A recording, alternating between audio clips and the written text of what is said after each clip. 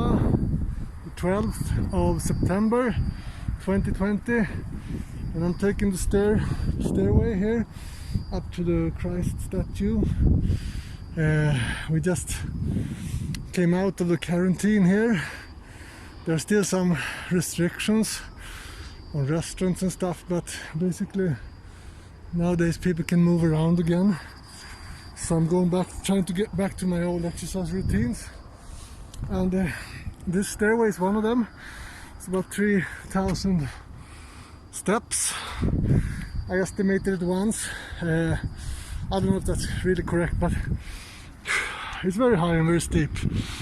And another one is to run on the bicycle lane, ciclovia, that passes by here.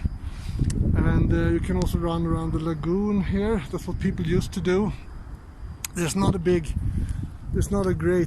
big running scene here in Cochabamba, but those who do go for exercises, go for a run. They used to go around the lagoon. It's like 7 kilometers, one lap. And if you complete that, which I used to do with this, going this staircase and then, or this stairway, and then on the bike lane, you can do you can get to longer distances here.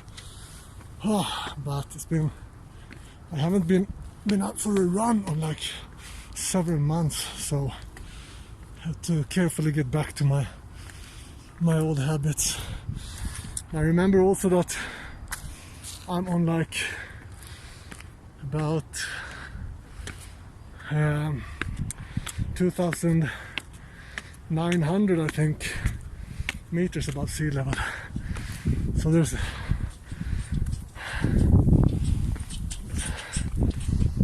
definitely an oxygen issue here, but I'm supposed to be used to that. So here's the cable car also. They just got the cable car back in operation after the lockdown when everything was closed down. It's really nice to be able to move around again, do things again. Here it is.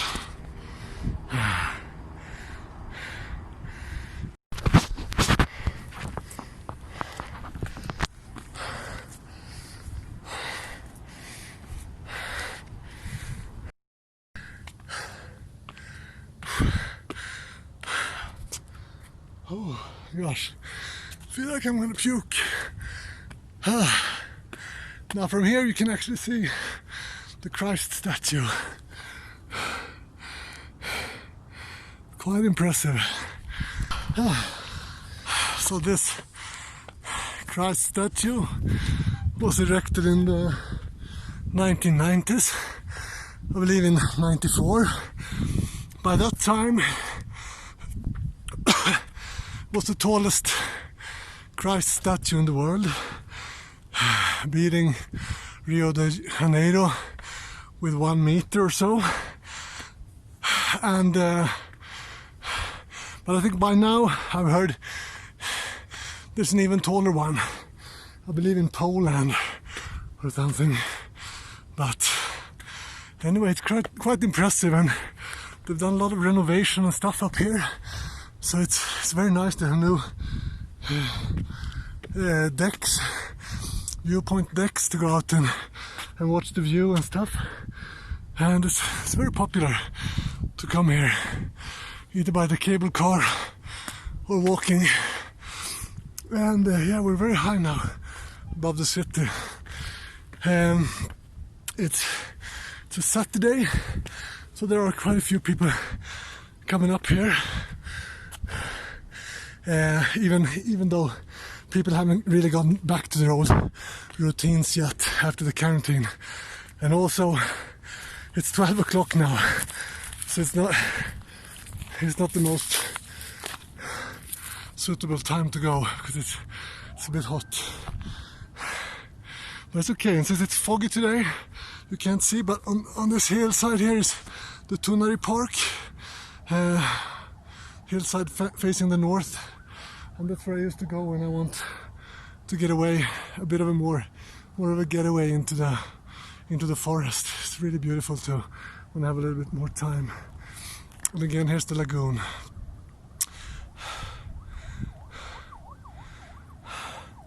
So I'm gonna start turning around and go down because they have sealed off, so you can't approach the Christ statue anymore. I don't know why, but they have sealed off up here. So I'm just gonna turn around here, head back down, then I'm gonna run for like 2 kilometers or so to a place called El Pueblito, where I park my motorbike.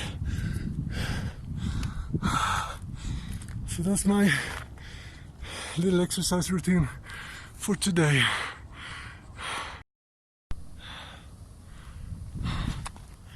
So this stairway is actually one of the places that in the old days we used to warn people about. Let's have a look at this little viewpoint here, where people used to get mugged. So, but I think it's a lot safer now. I don't think there's been hardly any, if any at all, incidents lately, last couple of years. At least not if you go on the weekend, because there's so much people here. If you wait until like the afternoon, or if you go in the morning on a Saturday or Sunday, it's really crowded often in this stairway, and I think it's gotten a lot safer. I wouldn't have started to ascend if I didn't see other people up here in the stairway. And also I wouldn't go like in the middle of the week after sunset or so, obviously. First time I went here, it's so steep on parts, so first time I went, since I have an issue with heights, it was really difficult. It was pure therapy for my vertigo to force myself to. I just wanted to sit down. I felt dizzy. Not this part, but the more steeper part. So after this bend, it's like we enter the steepest part of the stairway. This is where I used to have a real problem where I went first times. I'm happy I don't have any discomfort at all now. I've really gotten used to it, man. But I believe also when you're filming like this with a cell phone, you can't really communicate the feeling of heights and depths. But image tends to just get flat. But it's quite steep here.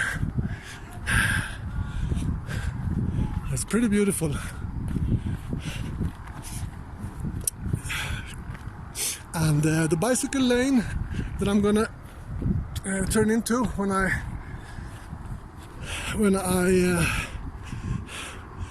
come down to the finish of the stair, it's also quite nice. It's not really well maintained, but it's quite a nice place to go for a run or go for a bike ride.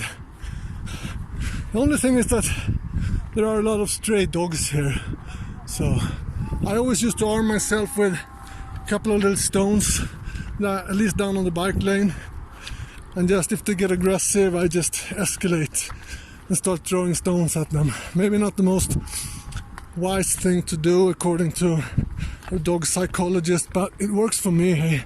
And I've seen, even though I'm a huge dog lover, I've seen somebody get bitten once, and he didn't get much warning. He got like a second or so, and the dog was showing his teeth and drooling, and then it just flew upon him and gave him a big bleeding wound on his leg. Since then I just don't want to get too close to stray dogs if they have somewhat aggressive behavior. If they are calm and nice, no problem. I just run past them. But they know this language of stones. You just have to bend down to the ground and speak the international dog language. They know what you're about. Another life form that you used to encounter here are these rodents, sort of guinea pigs. First glance you just think, oh crap, they got really big rats here, but then you realize, no, it's not really a rat. It's more like a guinea pig. They used to be, they call them conejillos. They used to be here. I don't see any right now, but there are lots of them. And yeah, that's they've had a few outbreaks of rabies here actually in recent years, so maybe that's why I'm a little bit paranoid about the stray dogs.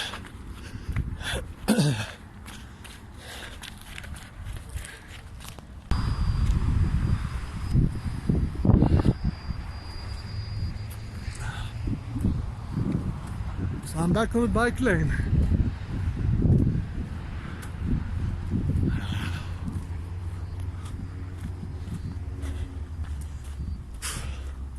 Speaking of stray dogs, there are not many around here, none around here right now, but they tend to walk in packs. You run into them. I actually intended to adopt one when I moved here. I went out with a leash and a collar and some bait and intended to find a nice dog to bring home, but I didn't manage to do that, so ended up buying one. And I was actually seriously advised not to.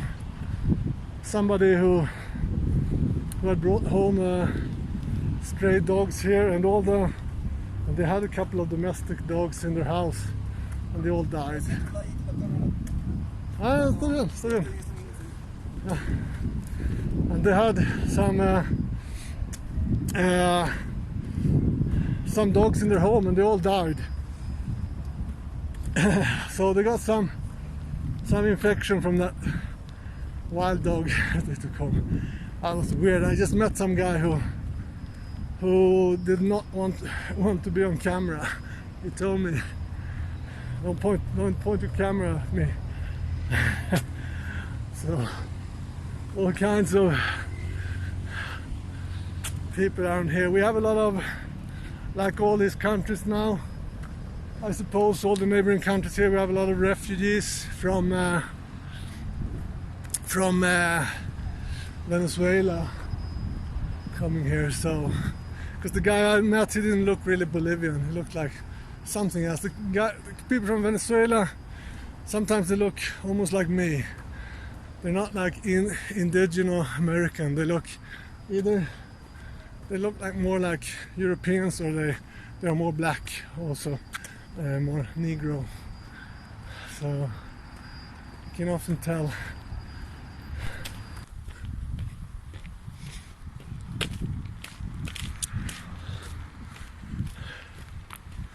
Anyway, when I came here, decided to move here, to stay here,